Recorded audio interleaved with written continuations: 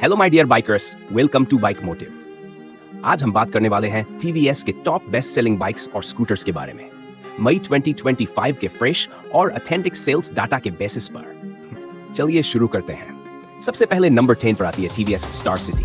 मई 2025 में star city की cell रही सिर्फ 1886 यूनिट्स, जो कि अप्रैल के मुकाबले में 36.41% का मंथ ऑन मंथ ड्रॉप है।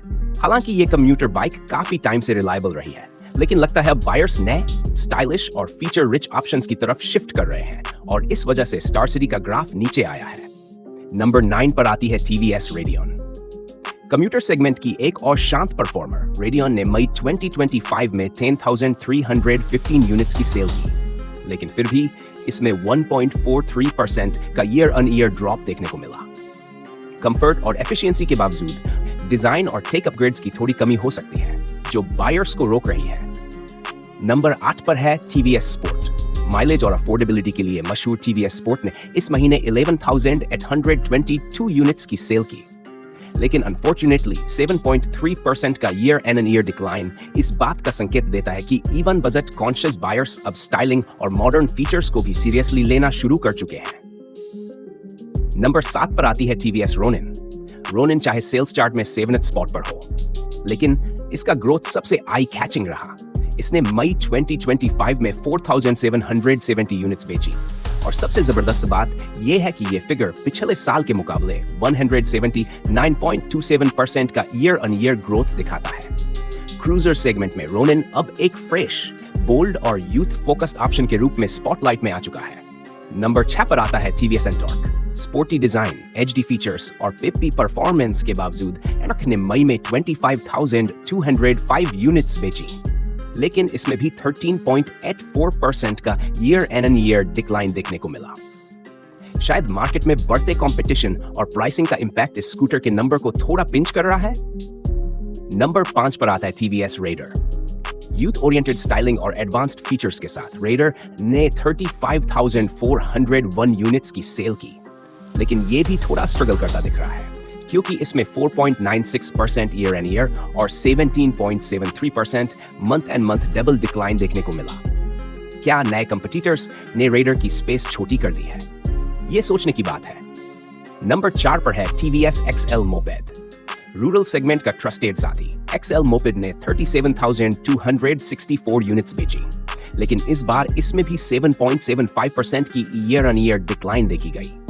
लगता है रूरल बायर्स भी अब ट्रेडिशनल मोपेड से ज्यादा नए डिजाइन और फीचर्स वाली मशीनों में इंटरेस्टेड हो रहे हैं।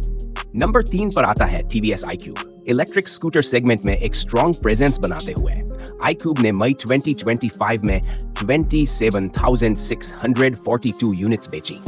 सबसे खास बात यह रही कि इसकी सेल्स में 60.43% का ईयर ऑन ईयर ग्रोथ हुआ, यानी कि अब लोग ईवीज को एक सीरियस ट्रांसपोर्टेशन ऑप्शन के रूप में एक्सेप्ट कर रहे हैं और टीवीएस iQube उन एक्सपेक्टेशंस पर खरा उतर रहा है।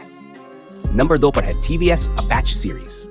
परफॉर्मेंस लवर्स के लिए अपाचे सीरीज ने फुल थ्रॉटल दिया है। मई 2025 में 49,099 यूनिट्स की सेल के साथ ये टीवीएस की सेकंड बेस्ट सेलिंग लाइनअप बनी।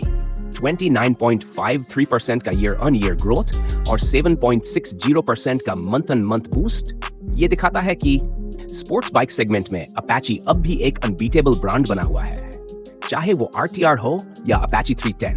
और फाइनली नंबर 1 पर है टीवीएस जुपिटर। स्कूटर्स का असली किंग टीवीएस जुपिटर ने मई 2025 में रिकॉर्ड ब्रेकिंग 97,606 यूनिट्स की सेल की। ये फिगर पिछले साल के 75,838 यूनिट से 28.70% ज्यादा है।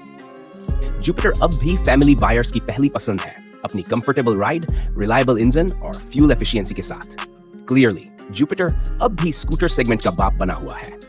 ये नंबर्स दिखाते हैं कि टीवीएस एग्रेसिवली हर सेगमेंट में अपनी पकड़ बना रहा है, चाहे वो इलेक्ट्रिक सेगमेंट हो iQube के साथ, परफॉर्मेंस बाइक्स हो अपाचे के साथ या क्रूजर कैटेगरी हो रोनिन के साथ। ब्रांड की डाइवर्सिफिकेशन स्ट्रेटेजी काफी स्मार्ट लग रही है और उसका इंपैक्ट हम क्लियर सेल्स डाटा में देख सकते हैं। तो दोस्तों, आपको टीवीएस का कौन सा मॉडल सबसे ज्यादा पसंद है? नीचे कमेंट्स में जरूर बताएं। अगर आपको ये वीडियो इंफॉर्मेटिव लगा हो तो लाइक करें, बाइक मोटिव को सब्सक्राइब करें और बेल आइकन दबाना ना भूलें।